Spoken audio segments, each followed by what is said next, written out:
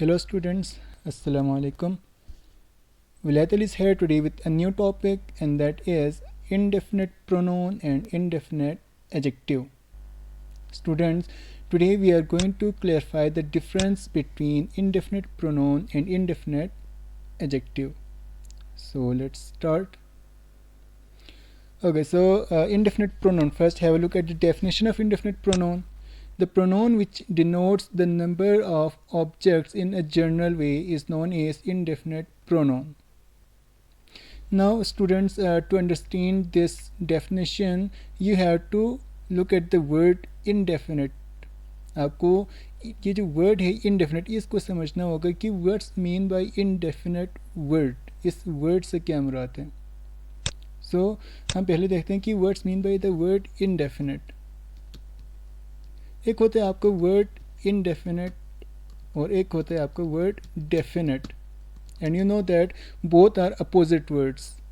Alright, so indefinite means to describe in a general way. To describe in a general way. General way में describe करने का मतलब specific ना हो. Alright, and definite means to describe in a specific way. In a specific way. So that means definite. Indefinite means to describe in a general way. Definite means to describe in a specific way. अब इसको समझने के लिए take an example कि for example let's suppose अगर कोई आपसे कोई क्वेश्चन पूछे कि how many students are there in your class. How many students are there in your class. अगर कोई आपसे ये क्वेश्चन पूछे कि how many students are there in your class, so you can answer this question in two different ways. आप दो तरीक़ों से आंसर दे सकते हैं. पहले तो आप कह सकते हैं कि there are for example 15 students in our class. एक तो आप कह सकते हैं कि there are 15 students in our class. Secondly आप कह सकते हैं कि there are many students in our class. In our class. So ये दोनों सेंटेंसेस आपका करेक्ट सेंटेंसेस हैं कि there are 15 students in our class, there are many students in our class. But what is the difference between these two. पहले sentence में मैंने लिखा है कि there are 15 students in our class. So this word 15 it's a definite word. इसको कहते हैं definite word. 15 students means ना 15 से ज़्यादा ना 15 से कम. Means there are exactly 15 students in our class. But अगर आप कुछ यूँ कहें कि there are many students in our class, so it means that there may be 15 students, there may be 50 students, there may be 20 students, there may be 30 students. So it's not exact. So this word many, it is known as indefinite word. So many को आप क्या कहेंगे, indefinite word कहेंगे. क्यों? क्योंकि जो many है it is not exact, it's not definite. 15 there are many students से मुराद है कि आपकी क्लास में 15 students भी हो सकते हैं, 20 भी हो सकते हैं, 21 भी हो सकते हैं, 30 भी हो सकते हैं, 100 स्टूडेंट्स भी हो सकते हैं. सो इन दोनों सेंटेंसेस में मेन डिफरेंस क्या है कि there are 15 students in our class. It means there are exactly 15 students. ये आपका डेफिनेट वर्ड होता है. अगर आप कहें कि there are many students in our class, so many means it is an indefinite word. Indefinite को उर्दू में कहते हैं गैर मुतय्यन, मतलब विच इज़ नॉट एग्जैक्ट, जो आपका एग्जैक्ट ना हो. So many, some, few, all these are known as indefinite words. All right, आपके indefinite words कुछ words मैं यहाँ पर enlist करता हूँ. some, few, many, etc. so ये आपके indefinite words होते हैं. All right, so I hope you got the word indefinite की indefinite होता क्या है. Now once again look at this definition. Indefinite pronoun means the pronoun which denotes the number of objects in a general way is known as indefinite pronoun. वो pronoun जो किसी भी object की तादाद को general way में describe करें, means उस object की तादाद specific ना हो, ऐसे pronoun को कहेंगे indefinite pronoun. For example, many of the students are absent today. Many of the students are absent today. It means हो सकते कि 10 स्टूडेंट absent हो सकते कि 5 स्टूडेंट absent हो सकते कि 15 स्टूडेंट्स एब्सेंट हों। सो द वर्ड मैनी, ये वर्ड आपने यहाँ पर यूज़ किया है, इसका मतलब है कि ये जो नंबर है ये एग्जैक्ट नहीं है। So this word is known as indefinite pronoun. Alright. Similarly, some of the chairs are broken. So some of the chairs are broken. Maybe 15 chairs are broken. Maybe 3 chairs are broken. Maybe 5 chairs are broken. So some, it is an indefinite pronoun. Alright.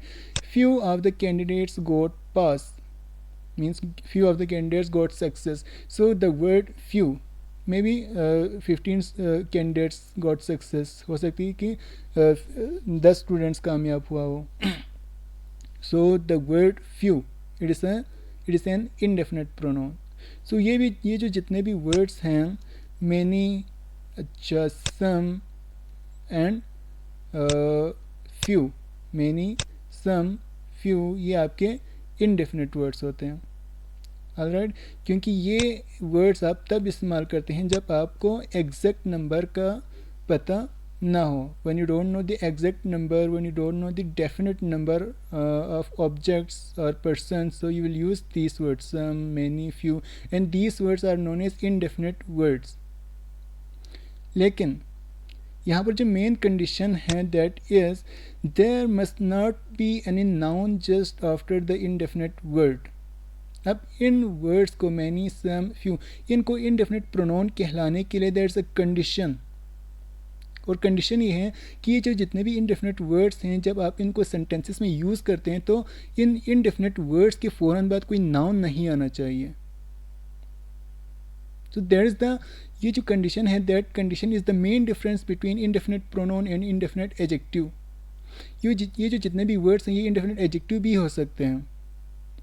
ये आप जहन में रखें कि ये जो जितने भी वर्ड्स हैं, मैनी, सम, फ्यू, ये आपकी इनडेफिनेट एडजेक्टिव भी हो सकते हैं। सो इनडेफिनेट प्रोनाउन कहलाने के लिए इनके इस पास कंडीशन ये है कि इनके फ़ौरन बाद कोई नाउन नहीं आना चाहिए, कि there must not be any noun just after the indefinite word. जैसे कि आप यहाँ पर देख सकें कि मैनी के बाद आपने क्या लिखा, ऑफ लिखा है, of is a preposition, alright, उसके बाद द लिखा है, उसके बाद जाके आपने नाउन लिखा है, ऑलराइट। सो इनडेफिनेट वर्ड और नाउन के बीच में दूसरे पार्ट्स ऑफ स्पीच आए हुए हैं। सो सम के बाद आपने क्या लिखा, ऑफ लिखा। फ्यू के बाद आपने क्या लिखा, ऑफ लिखा। सो किसी भी इनडेफिनेट वर्ड को इनडेफिनेट प्रोनाउन कहलाने के लिए कंडीशन ये है कि उस इनडेफिनेट वर्ड के फ़ौरन बाद कोई नाउन नहीं आना चाहिए। सो ये कंडीशन आप जहन में रखें। अगर ये कंडीशन फुलफिल हो रहा हो, so in that situation we can call that word as indefinite pronoun, alright. अगर किसी इंडेफिनेट वर्ड के फ़ौरन बाद नाउन आ जाए तो उसको क्या कहेंगे, that is indefinite adjective. So what's in the indefinite adjective? Indefinite adjective means the adjective which is used to denote the number of objects in a general way is known as indefinite adjective. So the definition is same. क्यों? क्योंकि दोनों indefinite words होते हैं, दोनों गैर मुतय्यन अल्फाज होते हैं, कि दोनों में जो नंबर ऑफ़ ऑब्जेक्ट्स है वो एग्जैक्ट नहीं होता। सो यहाँ पर भी यही है कि वो एडजेक्टिव्स जो नंबर ऑफ़ ऑब्जेक्ट्स को जनरल वे में डिस्क्राइब करने के लिए इस्तेमाल करें, alright. For example, many students are absent today, many students are absent today, बहुत सारे स्टूडेंट्स आज एब्सेंट हैं। अब यहाँ पर आप देख सकते हैं कि जो वर्ड मैनी है इसको हमने इंडेफिनेट प्रोनाउन में भी इस्तेमाल किया था, लेकिन वहाँ पर हमने मैनी के बाद ऑफ लिखा था कि many of the students are absent today. But यहाँ पर हमने क्या लिखा कि मैनी के बाद हमने स्टूडेंट लिखा, and student is a noun. So यहाँ का नोट आप ज़रा फोकस कर लें कि there must be a noun just after the indefinite word. So indefinite adjective कहलाने के लिए कंडीशन ये है कि उस इनडेफिनेट वर्ड के फ़ौरन बाद कोई नाउन का आना ज़रूरी है। अगर किसी सेंटेंस में इनडेफिनेट एडजेक्टिव के फ़ौरन बाद कोई नाउन आया हुआ हो, जैसे कि इस सेंटेंस में आया हुआ है कि मैनी के बाद मैंने क्या लिखा, स्टूडेंट्स लिखा, and student is a noun. So many students are absent today, it means many is known as indefinite adjective of your sentence, alright. So इसको डिस्क्राइब करने के लिए हम यहाँ पर कुछ और एग्जांपल लेंगे कि अगर मैं लिखूँ कि many of the students are absent today, इसी की जगह अगर मैं लिखूँ कि many students are absent today. ये जो इस किस्म के जो वर्ड्स होते हैं ये आपके मोस्टली MCQs में आ सकते हैं। राइट, सो फर्स्ट सेंटेंस में भी मैंने मैनी लिखा हुआ है और सेकंड सेंटेंस में भी मैनी लिखा हुआ है, और दोनों आपका सेम सेंस दे रहे हैं, सेंस आपका डिफरेंट नहीं है। Both of the sentences are giving the same sense, but यहाँ पर स्ट्रक्चर कुछ डिफरेंट है। कैसे?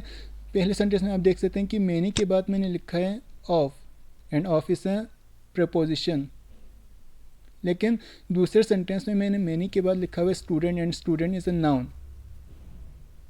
राइट, सो पहले सेंटेंस में चूँकि मैनी के बाद प्रोनोन नाउन नहीं आया हुआ, सो उस वर्ड को कहेंगे indefinite pronoun.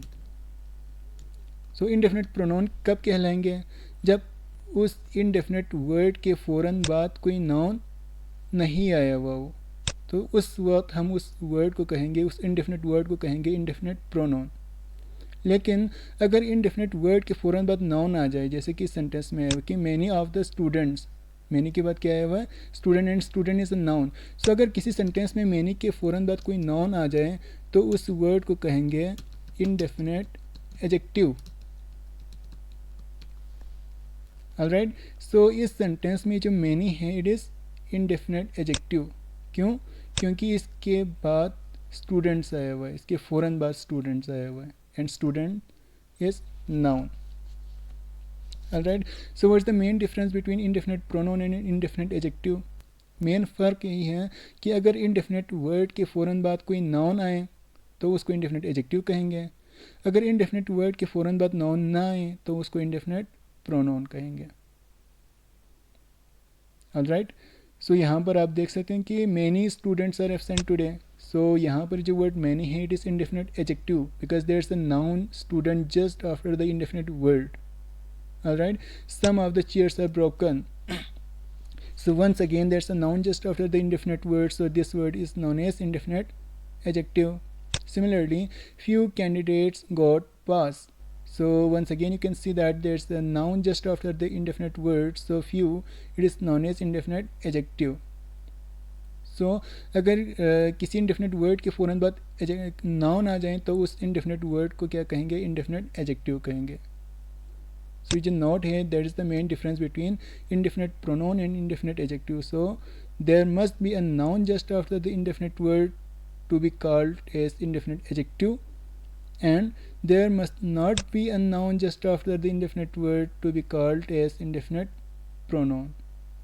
So I hope you got the difference between indefinite pronoun and indefinite adjective. मैं फिर रिवाइज करता चलूँ लास्ट में कि इनडेफिनेट प्रोनाउन आप तब कहलाएंगे जब उस इनडेफिनेट वर्ड के फ़ौरन बाद कोई नाउन नहीं आया हुआ हो। ऑलराइट, और इनडेफिनेट एडजेक्टिव तब कहलाएंगे जब उस इनडेफिनेट वर्ड के फ़ौरन बाद नाउन आया हुआ हो। So that is the main difference between indefinite pronoun and indefinite adjective. So hope you got the point. फिर भी आपको कोई कन्फ्यूजन रहे तो you can ask questions in the comment section, इंशाल्लाह I will clear it in the coming videos. If you like the video, इसको आप like ज़रूर कीजिएगा, subscribe my channel, and don't forget to press the bell icon. So thank you and अल्लाह हाफिज़।